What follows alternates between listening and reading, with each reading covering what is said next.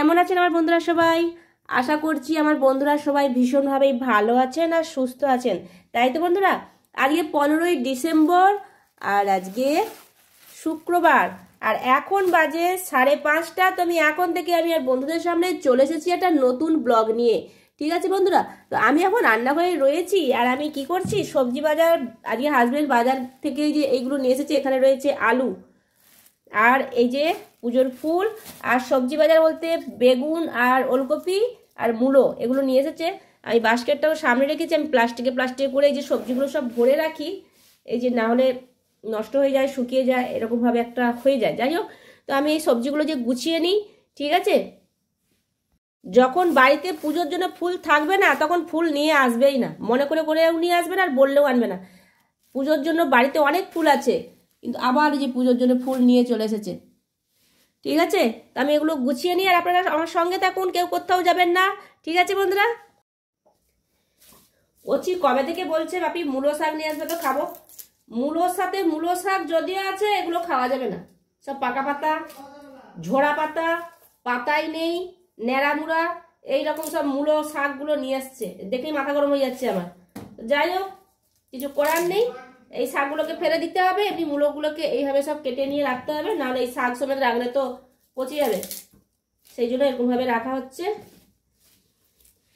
এইগুলো কি হয়, এগুলো না ফ্রিজে রাখলে, এই ওলকপি হোক বা মূলো হোক, যাই হোক, এগুলো সব একদম পরিষ্কার করে রাখতে হবে, না হলে কি হয় এগুলো আগে ধরে এগুলো।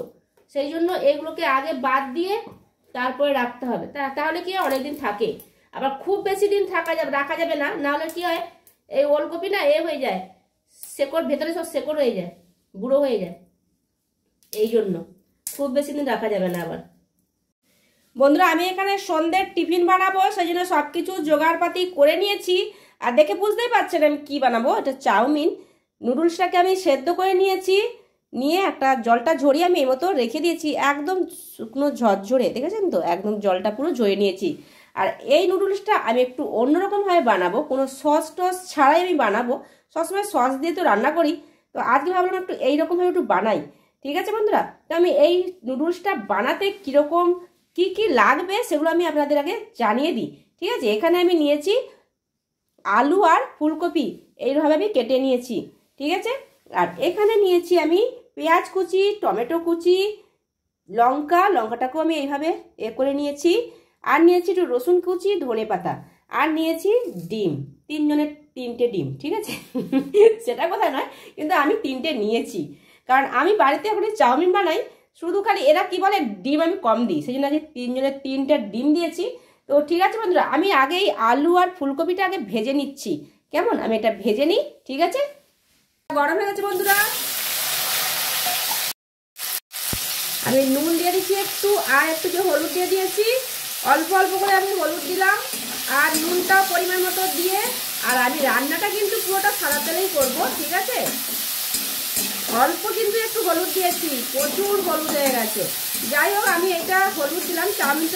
চাউমিন যখন বানাই আমি কখনো হলুদ দিই না, কিন্তু আজকে একটু অন্যরকমভাবে বানাচ্ছি, তো তাই একটু হলুদ দিয়ে আমি এই আলুটা ফুলকপিটা ভেজে নিচ্ছি। আমি এই চাউমিনটা বানাতে কিন্তু ম্যাগি মশলাটা কিন্তু অ্যাড করব। ঠিক আছে, তো সেটা আমি আপনাদের দেখানো হয়নি, এটা আমি বলে দিলাম। তারপরে যখন দেবো তখন তো অবশ্যই আমি আপনাদের দেখিয়েই দেবো। ঠিক আছে বন্ধুরা, আলু আর ফুলকপিটা ভাজা হয়ে গেছে, আমি এটা তুলে নিচ্ছি।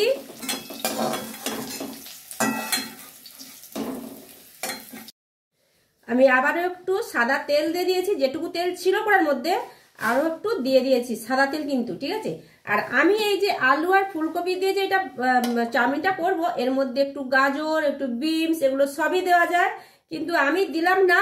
গাজর আমার বাড়িতে খুব একটা কেউ পছন্দ করে না, আমার ভীষণ পছন্দ, আমি তো কাঁচা কাঁচা গাজর খাই। তো যাই হোক, আমার বাড়িতে আরও যে 2জন মেম্বার আছে তারা পছন্দ করে না, বিনসটা পছন্দ করে, কিন্তু বিনসটা আমার বাড়িতে নেই। ঠিক আছে, সেই জন্য আলু আর ফুলকপি দিয়েই আমি এটা বানাচ্ছি। তেলটা গরম হয়ে গেছে, আমি ডিমটাকে ভেজে নিচ্ছি।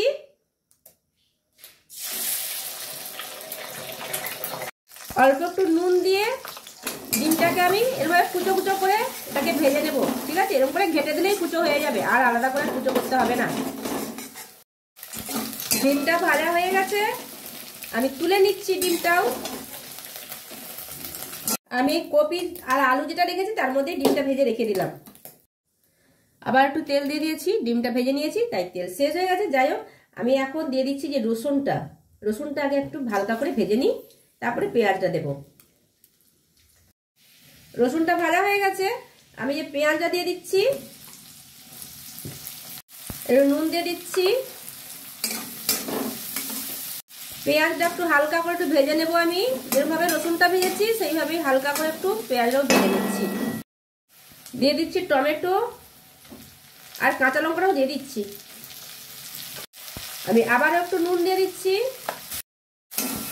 আমি টমেটোটা না একটু এই খুন্তি দিয়ে হাতে করে বলছি, দেখেছেন আমার কি বলবো, সব ভুলভাল বলছি। খুন্তি দিয়ে টমেটো এইভাবে একটু সেদ্ধ করে দিচ্ছি। টমেটো, পেঁয়াজ, রসুন এগুলো সমস্তটাই ভাজা হয়ে গেছে। আমি কি করব, এই যে ফুলকপি, আলু আর ডিম যে ভেজেছি এটা দিয়ে দিচ্ছি আর ভালো করে মিক্স করে নিচ্ছি। ম্যাগি মশলাটাও দিয়ে দিচ্ছি, এই যে ভালো করে আবার মিক্স করে দিচ্ছি। আমি অল্প একটু চিনি দেব, ঠিক আছে? আপনারা ভাবছেন যে চাউমিনে থেকেও চিনি দেয়, হ্যাঁ, অল্প একটু চিনি দিলে কিন্তু নুন মিষ্টির ব্যালেন্সটা কিন্তু খুব সুন্দর থাকে, ঠিক আছে? আমি দিই, সেজন্যই বললাম।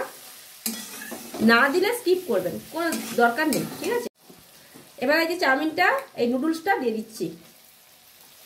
মেন কিন্তু এই নুডলসটা, এটাকে যদি ভালো করে দিই, মানে কি বলবো, বেশি যদি সেদ্ধ হয়ে যায় ঘেটে যাবে, আবার কম সেদ্ধ হলে একদম শক্ত থাকবে। কিন্তু এইটা এতটাই সুন্দর, এটা সেদ্ধ হয়েছে দেখে বুঝতেই পারছেন, একদম ঝরঝরে, তাই না?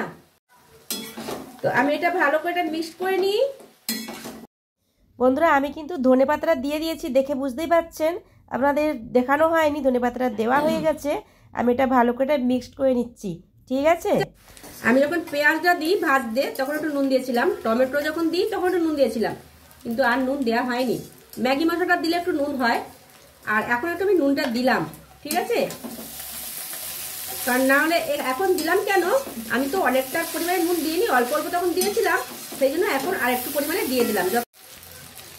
হয়ে গেছে আমার চাউমিন, ঠিক আছে? আমি গ্যাসটা বন্ধ করে দিচ্ছি।